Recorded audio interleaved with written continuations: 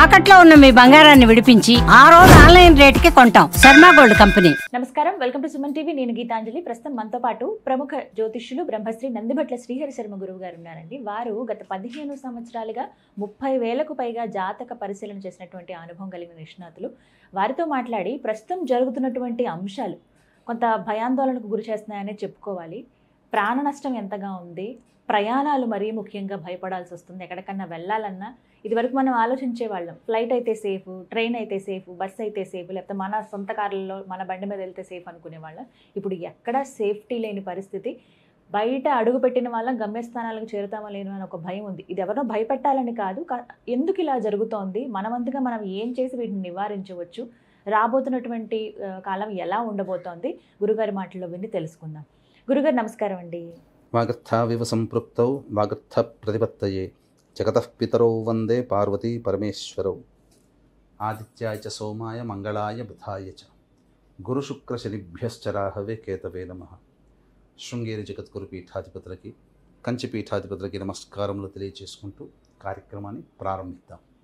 గురుగారు, ఎన్నో అంశాలు మాట్లాడుతూ ఉంటాం, కానీ ఈ విషయం కూడా మాట్లాడాలి. ఎందుకంటే చాలా విషయాలు, అంశాలు మీరు రీసెర్చ్ చేసి అసలు ఎప్పుడు ఎలా జరిగింది, గత సంవత్సరాలు, కొన్ని సంవత్సరాలు వెనక్కి వెళ్ళి మరీ అంత పరిశీలించి చెప్తారు కదా.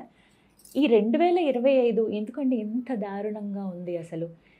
ముందుగా ప్రయాణాల విషయంలో జనవరి నుంచి చూస్తే గనక అవి, దాంతోపాటుగా టెర్రరిస్ట్ అటాకులు కావచ్చు, యుద్ధాలు కానీ, ఇవన్నీ చూస్తూనే ఉన్నాం, రకరకాల పరిస్థితులు. అసలు ఏంటి రాబోతున్న కాలం ఎలా ఉండబోతోంది, ఎందుకు ఈ విధంగా ఉంది అంటే తెలుగు సంవత్సరాలుగా చూసుకుంటే మనకి ఇంకా 6 నెలలు సమయం ఉంది. ఇంకా 6 నెలలు అసలు ఎలా ఉండబోతోంది అంటారు? వాస్తవాన్ని మనం ఎప్పుడు కూడాను గమనిస్తూ జీవితాన్ని ముందుకు తీసుకొని వెళ్ళేదే మన జీవన విధానం.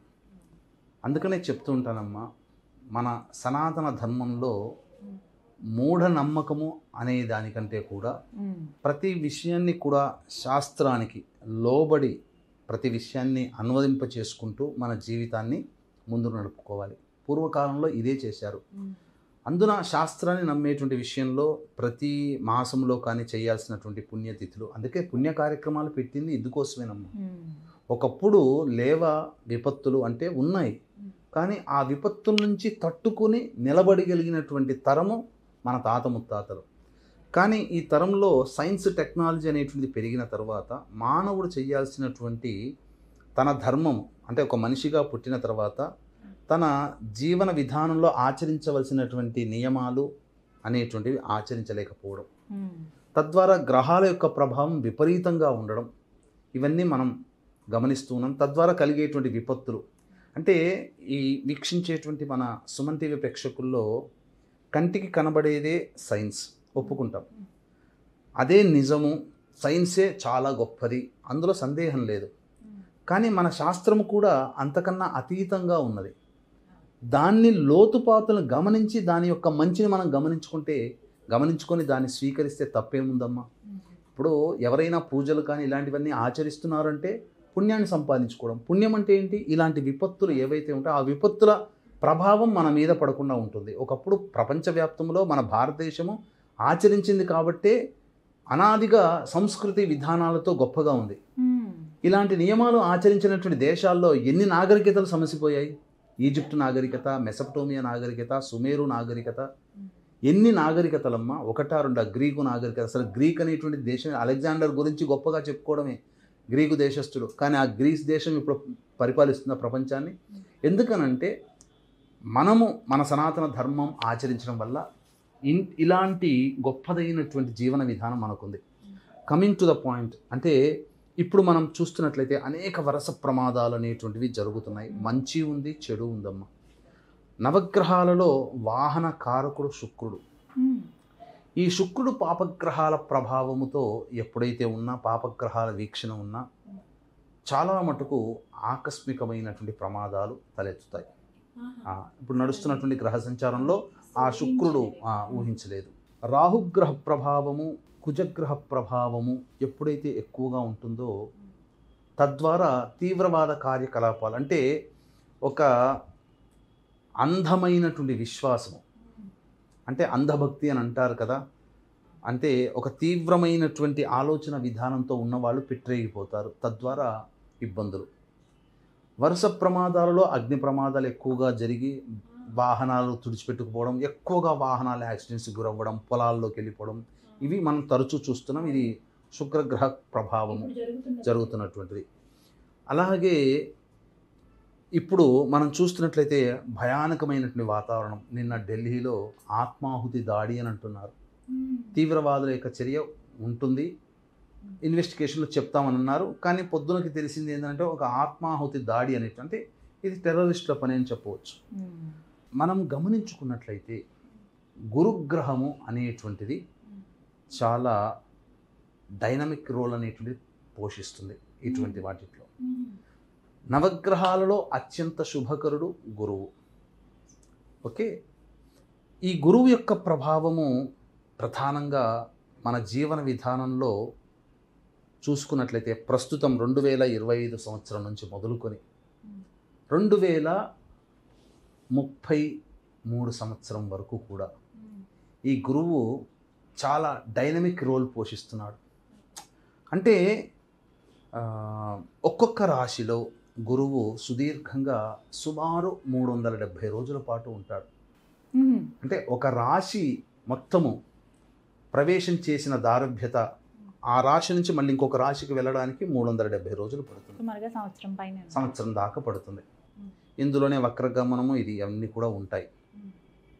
అయితే ఈ గురువు ఏం చేస్తున్నాడు అనండి 8 సంవత్సరాల్లో విపరీతముగా, అంటే 370 సంవత్సరాలలో తిరగాల్సినటువంటి దాన్ని తన యాక్సిలరేషన్ స్పీడ్ పెంచుకొని 153 డేస్లోనే చుట్టేస్తున్నాడు.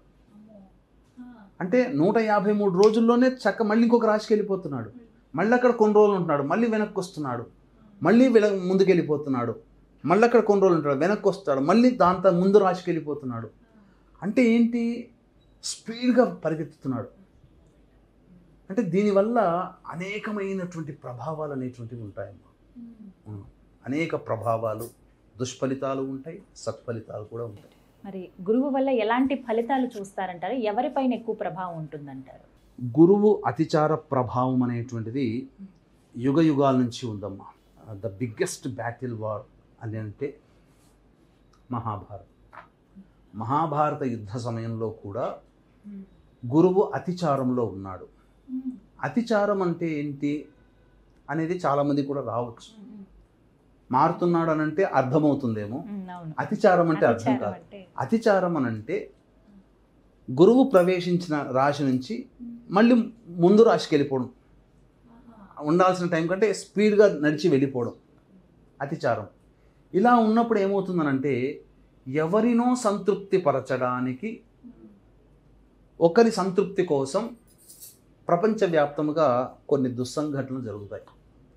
మహాభారతంలో దుర్యోధని సంతృప్తి పరచడానికే కదా, అతని ఈగో సాటిస్ఫై చేయడానికి కోసమే కదా మహాభారత యుద్ధం జరిగింది. అది జరిగింది. దాని తరువాత ఇదే గురువు మనం చూసుకుంటే, నేను రీసెర్చ్ కూడా చేసి ఉన్నానమ్మా, జరిగినటువంటి దాంట్లో మొత్తము అగ్ని సంబంధమైనటువంటి రాశులు మేషరాశి, మేషరాశి కంటే బలమైన అగ్ని సంబంధం సింహరాశి, సింహరాశి కంటే బలమైన అగ్ని సంబంధం ధనుస్సు రాశి. అంటే ఇంతకుముందు చెప్పుకున్నట్లుగా ఒక వ్యక్తిని కానీ, ఒక వ్యక్తి యొక్క ఈగో సాటిస్ఫై కావడం కోసం కానీ గురువు అతిచారంలో ఉన్నప్పుడు కొన్ని దుష్ప్రభావాలు జరుగుతాయి. ఫస్ట్ వరల్డ్ వార్ చూద్దామమ్మా. First world war 28th July 1914 to 11th November 1918 వరకు జరిగింది ఫస్ట్ వరల్డ్ వార్. అంటే యుద్ధం జరగడం అంటే ఎవరో ఒక వ్యక్తి ఈగో ఇబ్బంది పడి ముందుకెళ్తాడు కదా, అంతే కదమ్మా. ఇప్పుడు నాకు ఒకరితో వైరం వచ్చిందంటే నా ఈగో దెబ్బతింటే నేను కొట్టడానికి వెళ్తాను, అంతే తప్ప ఊరికే కొట్టుకోం కదా, అయింది.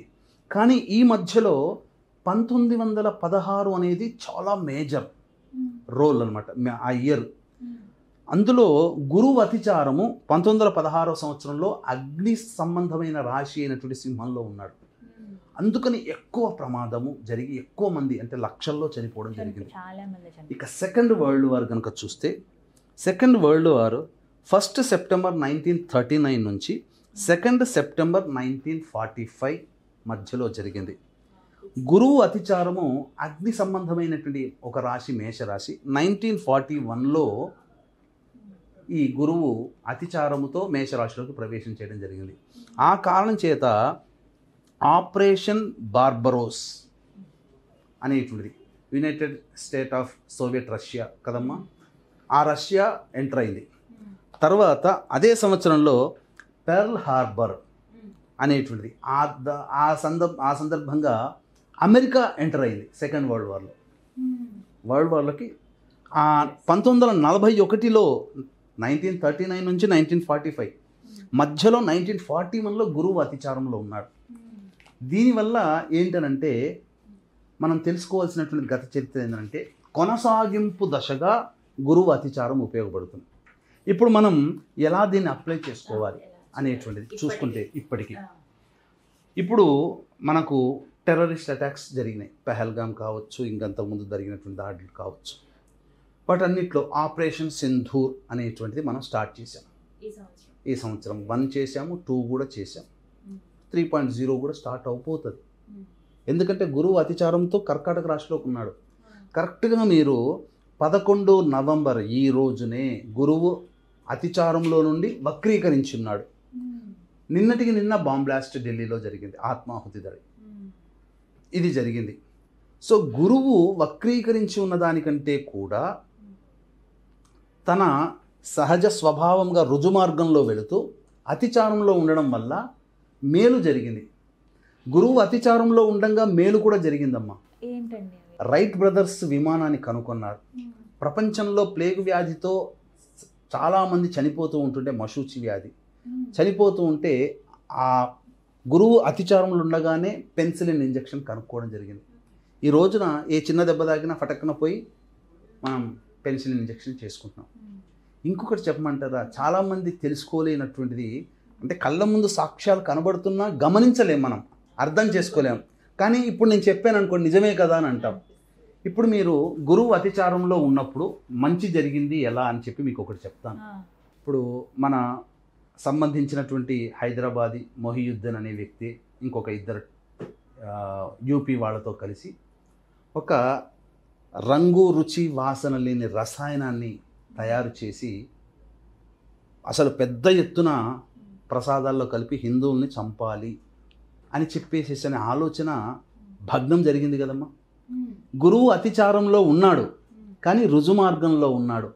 మరి గురువు మేలు చేసినట్టే కదా, అంతేనా?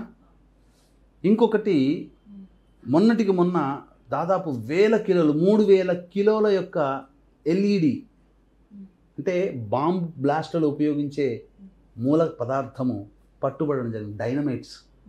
ఇవన్నీ కూడా పట్టుబడకపోతే ఆ తీవ్రవాదుల చేతుల్లోనే ఉంటే భవిష్యత్తులో రాబోవు వారాల్లో నెలల్లో ఎంత తీవ్రమైన విధ్వంసం. ఆ 3000 కిలోలు అంటే మాట్లాడమ్మా, కిలో దాంతోనే ప్రాణాలు ఎగిరిపోతాయి. అటువంటిది 3000 కిలోల డైనమైట్స్తో కూడుకున్నటువంటి సంబంధించినటువంటి ఎక్స్ప్లోజివ్ మెటీరియల్ అంతా మరి పట్టుబడింది కదా.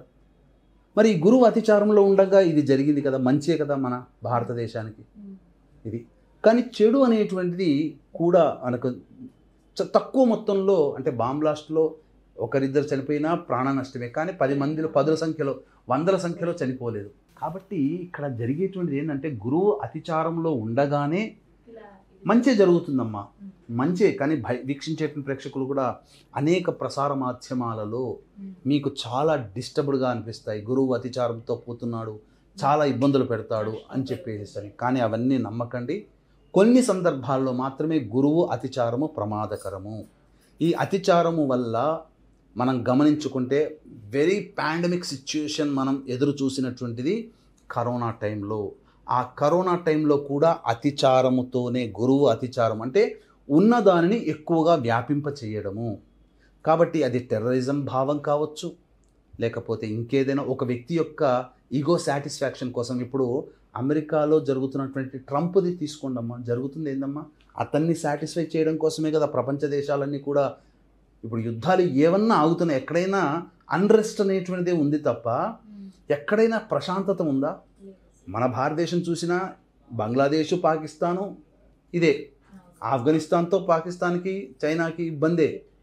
ఇలా ప్రతి దేశంతో ఎక్కడైనా కానీ ఉక్రెయిన్, రష్యా కావచ్చు, ఇజ్రాయిల్, అలాగే ఇరాన్ కావచ్చు, అంటే ఇవన్నీ కూడా ఇవన్నీ గురువు కూడా వల్లేనా? గురువు వల్ల కాదమ్మా, గురువు వల్ల కాదు. ఇవన్నీ కూడా ప్రస్తుతం ఆ గురువు వచ్చేసి సెట్ చేసిపోతాడు అంతే ఈ 8 సంవత్సరాలు. అంటే వినాశకాలే విపరీత బుద్ధి అని చెప్పి ఈ వినాశకాలం దాపురిస్తున్నటువంటి రాబో 8 సంవత్సరాల్లో గురువు స్పీడ్గా సంవత్సరం పాటు ఉండాల్సిందని స్పీడ్గా తన యొక్క మోషన్ జరిగిపోయి వేరే, అంటే ఏమవుతుందనంటే ప్రజలందరూ కూడా అప్రమత్తంగా ఉండాలమ్మా. అంటే ఏం చేయమంటారండి? ఎందుకు ఎలా అప్రమత్తం ఉండాలని అంటే, ఇప్పుడు నవగ్రహాల్లో అత్యంత శుభకరుడు గురువు శని. ఓకే, ఈ గురువు సంవత్సరం పాటు ఉంటాడు కదా, ప్రతి వాళ్ళు కూడా గురువు రాగానే సంతోషపడతారు మారుతుంటుంటే. ఎందుకంటే గత సంవత్సరం ఇబ్బంది పడ్డటువంటి వాళ్ళు ఈ సంవత్సరంలో గురువు మారుతున్నాడు కాబట్టి మాకు చాలా బాగా చేస్తాడు, సంవత్సరం పాటు మాకున్న సమస్యలు తీరుతాయేమని.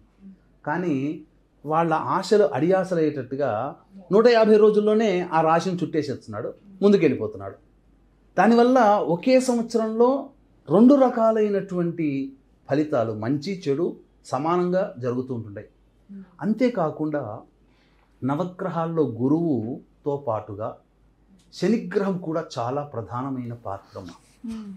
ఇప్పుడు మీరు కనుక చూసుకున్నట్లయితే ఈ గురువు అతిచారం వల్ల చాలామంది అంటే వీక్షించేటువంటి ప్రేక్షకుల్లో ఒక 1975 సిచ్యువేషన్ని కనుక మీరు దాన్ని కనుక ఫేస్ చేసి ఉంటే 1975, 76, 77 ఈ 3 ఏళ్ల పాటు ఇందిరాగాంధీ తీసుకున్నటువంటి ఒక బ్లండర్ మిస్టేక్ ఎమర్జెన్సీ పీరియడ్. గురువు అతిచారంలో ఉండగానే ఎమర్జెన్సీ పీరియడ్ వచ్చేసేసింది. అంటే ఒక వ్యక్తులు, అంటే ఒక దేశం యొక్క ప్రజల యొక్క సామాన్య హక్కుల్ని బంధించేసేసింది, కాల రాసేసింది. ఎమర్జెన్సీ పీరియడ్ అంత ప్రభావం చూపింది. కాబట్టి ఈ గురువు అతిచారంలో ఉండగా జరుగుతున్న దానికి ఎక్కువగా ముందుకు తీసుకెళ్తుంది. ఇప్పుడు ప్రపంచవ్యాప్తంగా జరుగుతున్నటువంటివి ఏంటి? యుద్ధాలు జరుగుతున్నాయి ఆగకుండా. దీనివల్ల ఏమవుతుంది? ఇంకా ముందుకు వెళతాయి, ఇంకా ఎక్కువగా జరుగుతాయి. ఇప్పుడు ఆపరేషన్ సింధూర్ కూడా ముందుకు జరగవచ్చు, అదేం తక్కువ విషయం కాదమ్మా. దీంతో పాటుగా ఇంతకుముందు చెప్పుకున్నట్టుగా గురువుతో పాటుగా శని ప్రస్తుతం మీనరాశిలో ఉన్నాడు, పర్వాలేదు. మేషరాశిలోకి వస్తాడు, బలహీనపడతాడు. కానీ అసలు సిసలైనటువంటి ప్రభంజనం శని వృషభ రాశిలోకి వచ్చినప్పుడు ఉంటుందమ్మా. ప్రపంచవ్యాప్తముగా దుర్భిక్షము అంటే, అలాగే ప్రకృతి విపత్తులు అనంటే, మరింతగా చెప్పుకోవాలంటే యుద్ధ భయ వాతావరణం కానీ, భూకంపాలు కానీ, సునామీలు కానీ. 1970లో అంటే మీ అమ్మగారిని నాన్నగారిని అడిగితే, మా అమ్మ నాన్నగారు చెప్పేవాళ్ళు, ఇక నేను అప్పటికి పుట్టలేదు. ఘోరమైన కలి అని అంటారు.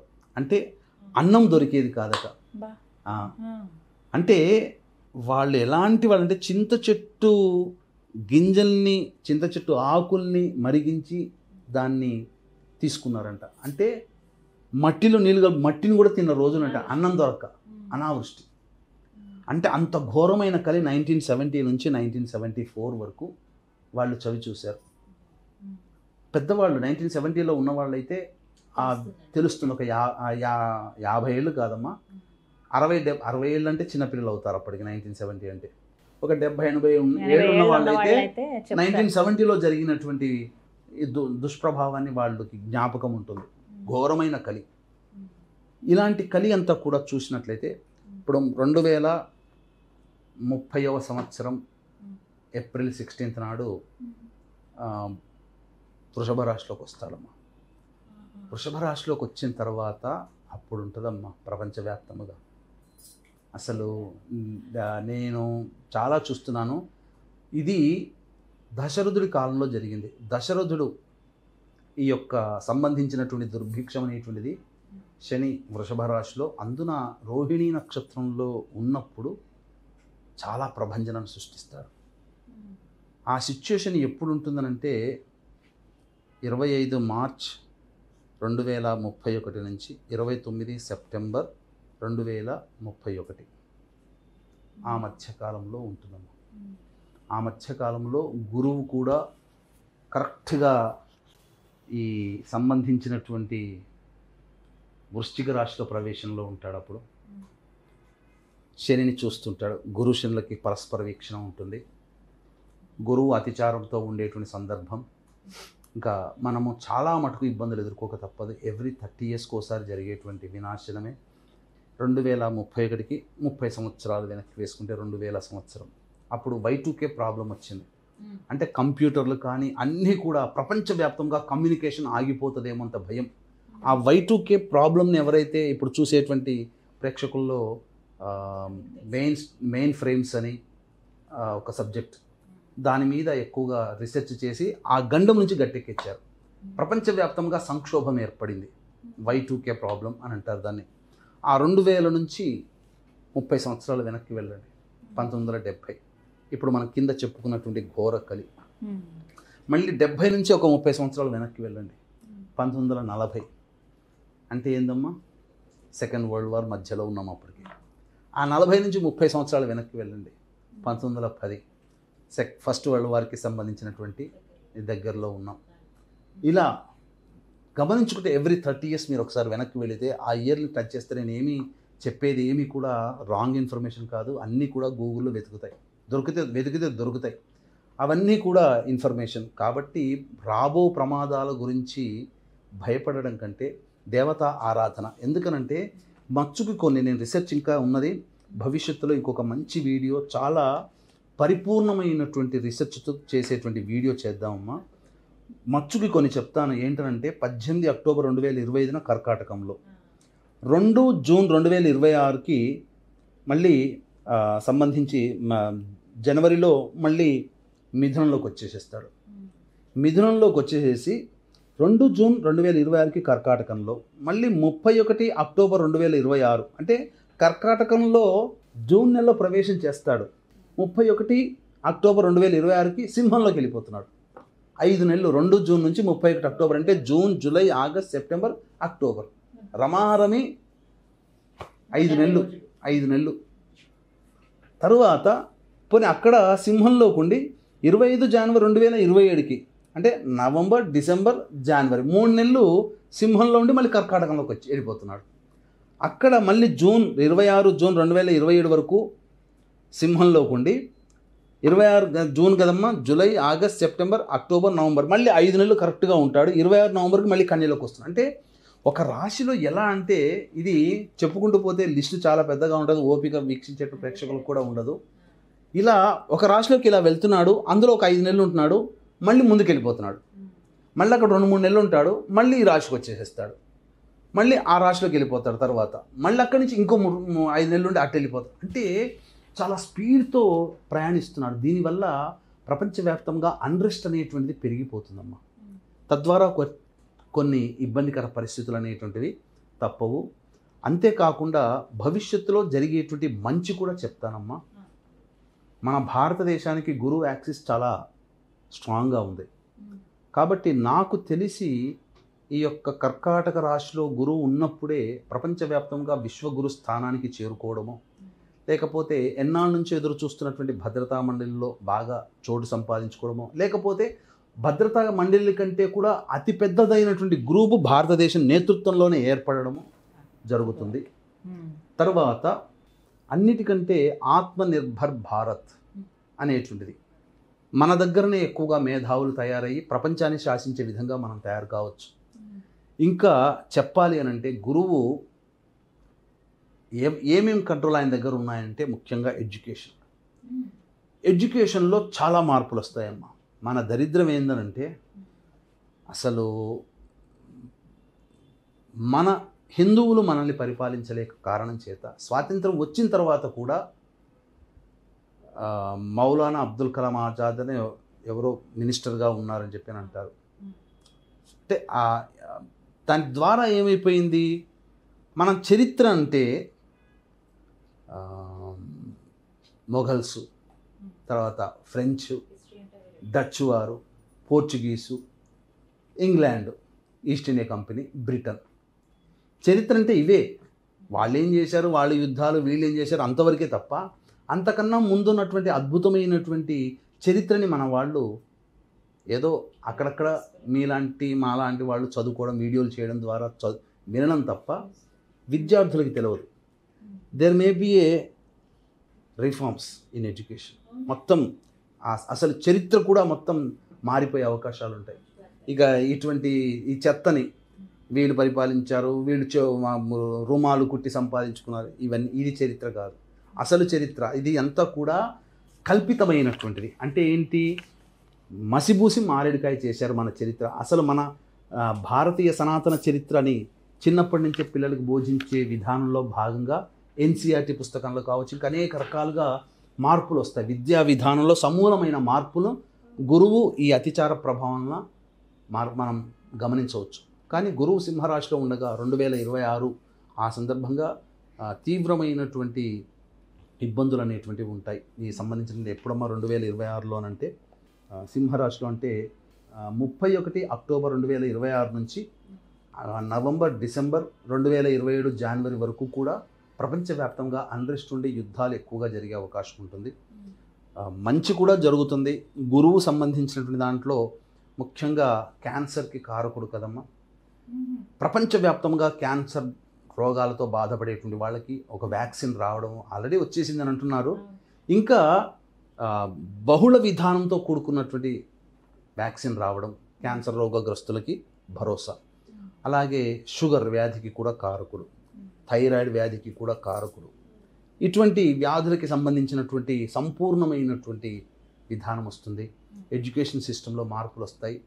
ధనపరంగా గురువు అనేటువంటిది ఈ అతిచారం ఉండగానే, ఇప్పుడు మీరు చూస్తున్నారనుకోండి, గురువు అతిచారం వస్తుండగానే జరిగేటువంటిది ఏంటనంటే డాలర్ నిల్వలు, రిసోర్సెస్ అన్నీ తగ్గిపోతున్నాయి, గోల్డ్ పెరుగుతుంది.